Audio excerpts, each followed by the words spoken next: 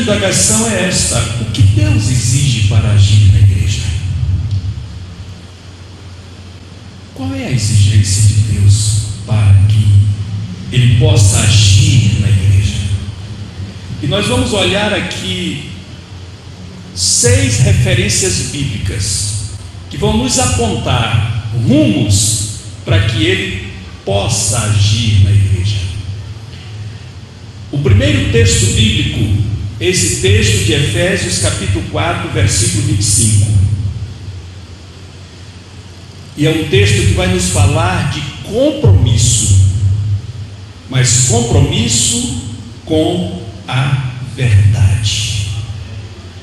O agir de Deus de forma coletiva em meio à sua igreja está condicionado ao compromisso dessa igreja com a verdade. Glória a Deus, aleluia. Com a verdade. Bendito seja Deus. E olhem só o que Paulo escreve à igreja aos Efésios, à igreja de Éfeso: pelo que deixai a mentira e falai a verdade, cada um com o seu próximo, pois somos membros uns dos outros. Queridos, quando o apóstolo Paulo diz assim, pelo que deixai a mentira, indiretamente Paulo está afirmando que naquela igreja havia praticantes da mentira. Compreendem isso? Havia alguém praticando mentira, e Paulo então fala àquela igreja dizendo assim: pelo que deixai a mentira e falai a verdade. Queridos, nós encontramos aqui alguns aspectos da verdade, ou alguns, digamos assim, circunstâncias, características da verdade que precisamos compreender. A verdade é algo para se ter compromisso com ela. E eu quis mostrar aos irmãos uma imagem que mostra uma aliança, ou 2 alianças, um casal com alianças. Por quê? Porque a aliança é símbolo de um compromisso, o compromisso mais nobre que o ser humano firma na terra, que é o casamento.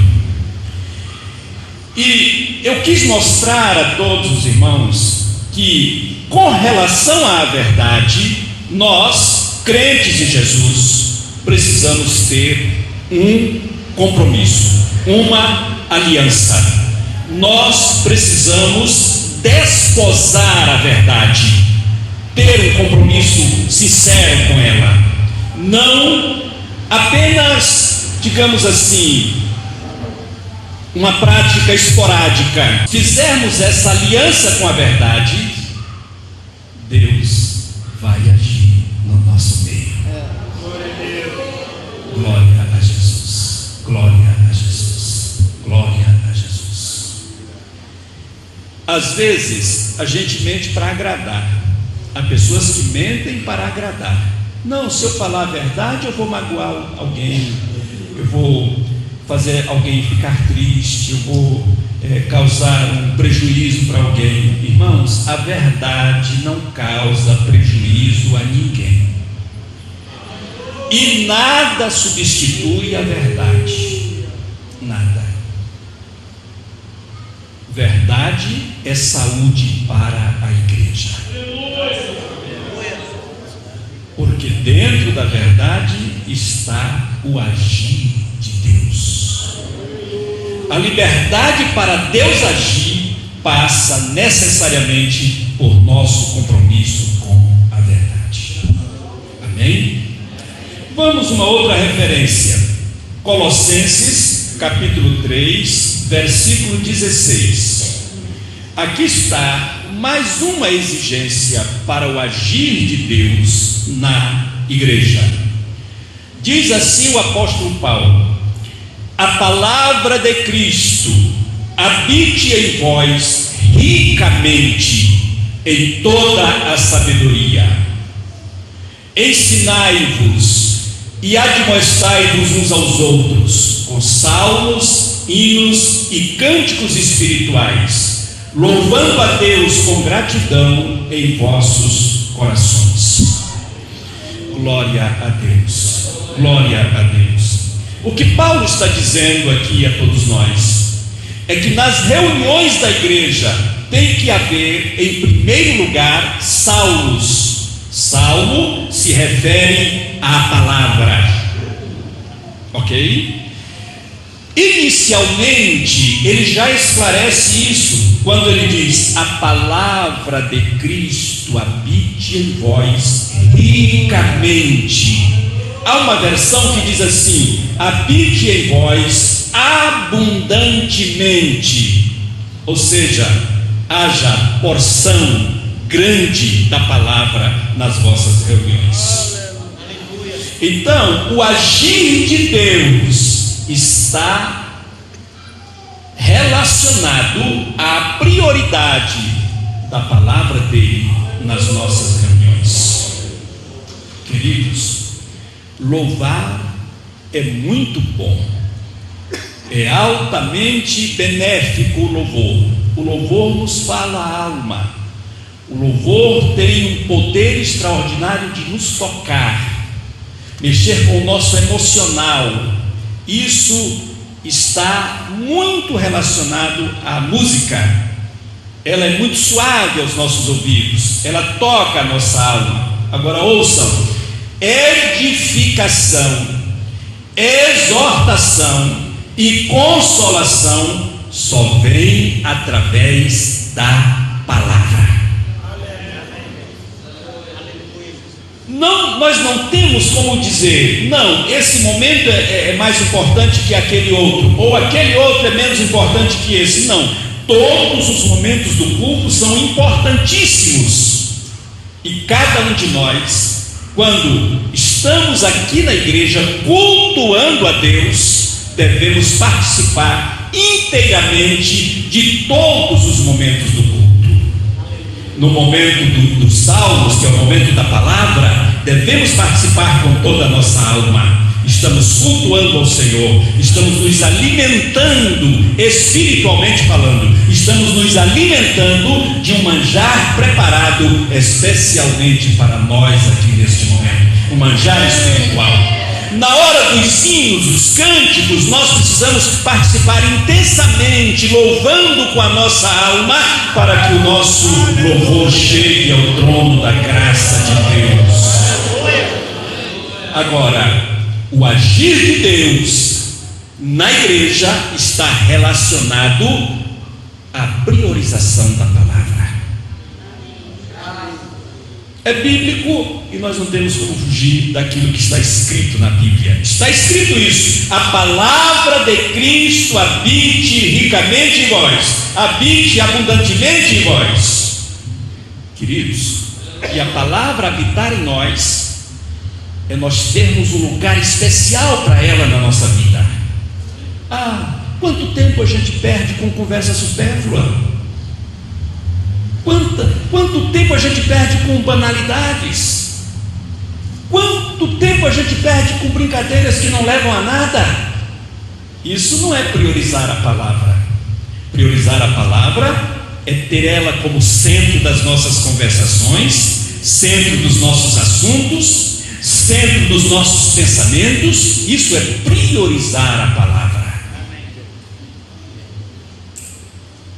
Às vezes a gente fica o dia inteiro, tem tanta oportunidade de deixar fluir a palavra que está em nós, e a gente não deixa.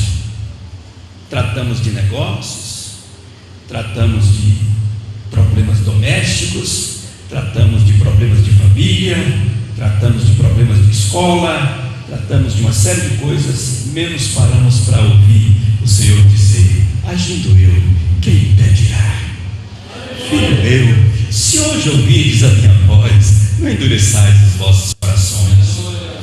Deus amou o mundo de tal maneira que deu seu Filho unigênito, para que todo aquele que nele crê não pereça, mas tenha a vida eterna. O Senhor é meu pastor e nada me faltará. Quantas vezes nós temos a oportunidade de fazer isso e a gente deixa passar. Mas para que Deus haja no meio da igreja, o nosso culto tem que priorizar a palavra do Senhor.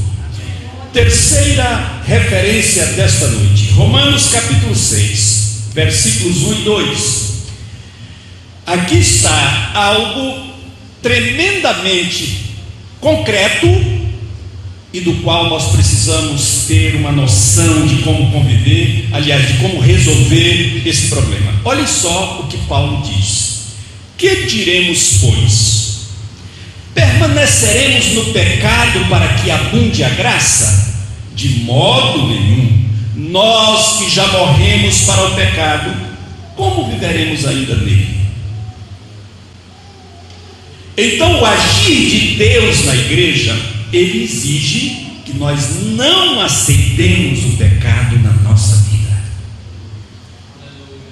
Há muitas pessoas hoje conformadas com o pecado que cometem. Pecar, todos nós estamos sujeitos, todos nós somos suscetíveis de pecarmos. Agora, nos conformar com uma vida mergulhada no pecado, isso não. Nós não podemos nos conformar com uma vida de pecados. Precisamos dizer não ao pecado. Por quê? Porque nós já morremos para o pecado. Quem está morto para o pecado não pode mais viver nele.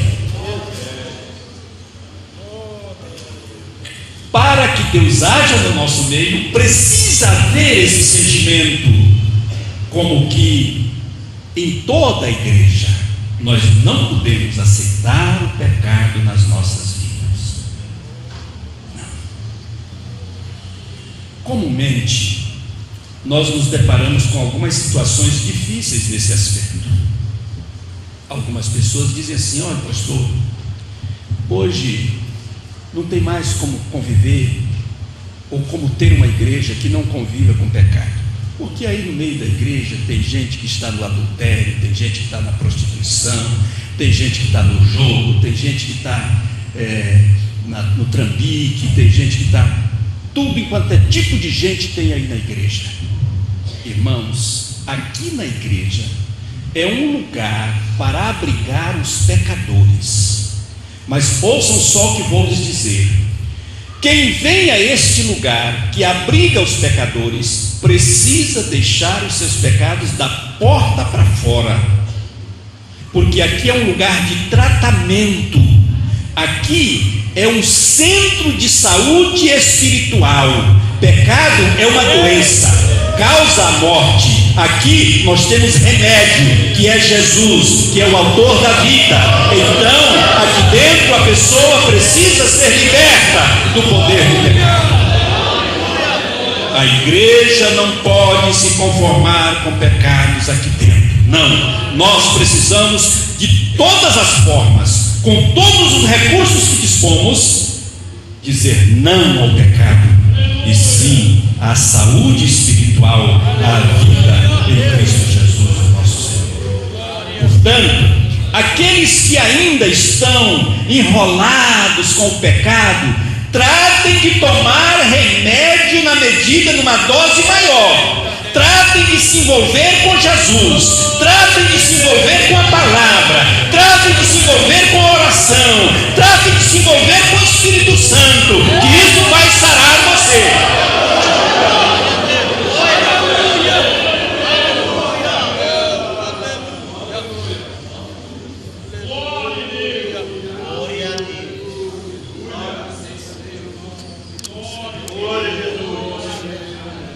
Existem doenças, e o pecado é uma delas, que o remédio, apenas o remédio em si, não vai lhe levar à saúde perfeita. Não. Existem doenças que dependem do próprio paciente, dependem de esforço do paciente, depende do paciente fazer a parte dele.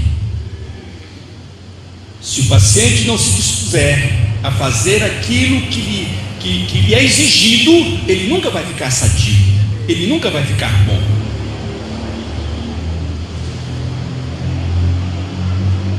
Os irmãos sabem do que eu estou falando. Há coisas que o crente precisa tomar a decisão de abandonar. O crente precisa ter a coragem de romper. O crente precisa ter a determinação de não fazer mais.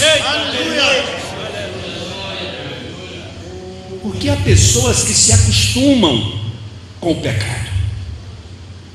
E nós não podemos nos acostumar com o pecado, não. O pecado tem odor fétido. O pecado é feio. O pecado suja. O pecado contamina. O pecado apodrece. O pecado mata. Nós não podemos nos acostumar com isso. É preciso que haja uma determinação do crente em abandonar o pecado. O que é que o Espírito Santo vai fazer? Vai te ajudar, vai te fortalecer, vai te dar graça, vai te dar sabedoria, vai te dar entendimento, vai te guardar de determinadas situações, mas você precisa tomar a posição de não pecar. Glória a Deus. Aleluia. Que diremos, pois?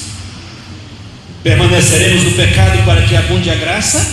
Tem muita gente hoje com esse sentimento. Ah, pastor, Jesus é bom demais, Jesus me compreende, Jesus me perdoa. Ou seja, a graça dele é tão grande que ele não vai me deixar de fora na hora do arrebatamento. Amigo, Jesus te capacitou do poder de decidir tua vida. Jesus te capacitou com o livre-arbítrio. É tu que decide o que tu vai fazer de tua vida, rapaz. Jesus já te deu tudo para você ser salvo. Ele morreu no teu lugar na cruz do Calvário. Ele revelou a palavra dele e te entregou na tua mão. Te dá a liberdade de ouvir essa palavra, de ler, de buscar compreender, de decifrar, de desvendar mistérios. Tudo isso está na tua mão. Tudo isso Jesus já fez a parte dele. Faz a tua. Porque salvação é algo que é bilateral, ou seja, depende de duas partes. É como o amor, se apoia em duas margens, é como uma ponte. Se uma das margens rodar, meu amigo, a ponte vai embora. Quando você vê uma ponte que rodou, que a água carregou, pode ir lá no lugar que ela estava, foi só um lado que rodou, o outro está perfeito. Só basta um lado.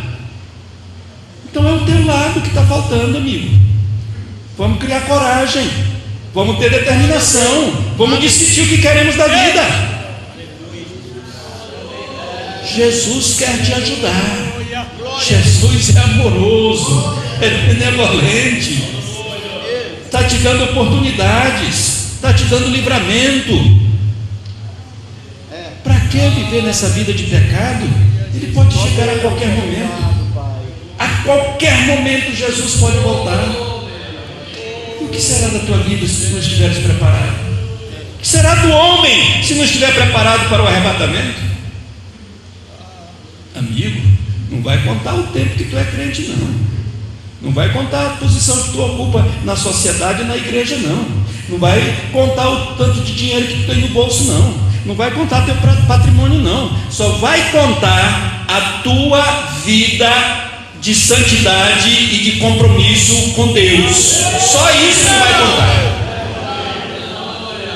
Só conta o que você tiver lá dentro do coração. Só isso. Glória a Deus. Vamos mais uma referência.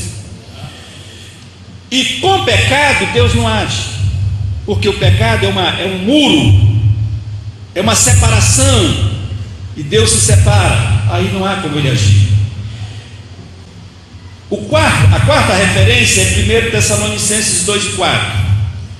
Mas assim como fomos aprovados por Deus para que o Evangelho nos fosse confiado, assim falamos, não para agradar aos homens, mas a Deus, que prova os nossos corações, Então, o que Paulo está querendo dizer para a igreja aqui? Que o agir de Deus exige que nós busquemos agradar a Deus. Não tem como Deus agir numa igreja que busca agradar a si, que busca agradar os seus membros, que busca agradar os seus mandatários. Não, o agir de Deus ocorre quando a igreja agrada a Ele. Hoje, irmãos, o que tem de membro de igreja agradando a pastor, o que tem de pastor agradando a membro de igreja, o esforço deles é só para agradar um ao outro. Aí Deus fica lá do lado de fora. Agora, quando a igreja, pastor, ministério, círculo de oração, mocidade, crianças procuram agradar a Deus, aí Deus vai agir no meio da igreja, porque Ele vai ter liberdade. Isso é fundamental para nós, buscar agradar a Deus. Agradar a Deus. Mais uma referência. João, Evangelho de João, capítulo 4, versículos 23 e 24. Mas a hora vem, e agora é, em que os verdadeiros adoradores adorarão o Pai em espírito e em verdade, porque o Pai procura tais que assim o adorem. Deus é espírito, e é necessário que os que o adorem em espírito e em verdade. Queridos, aqui para nós, vocês não vão espalhar isso para ninguém, que é uma coisa feia, isso é só nossa. Mas, irmãos, o que nós estamos fazendo em termos de adoração é zero. Zero. Tem exceções? Tem, toda regra tem. Tem alguns crentes que não, vêm à igreja e adoram a Deus, mas são raríssimas exceções. Irmãos, nós temos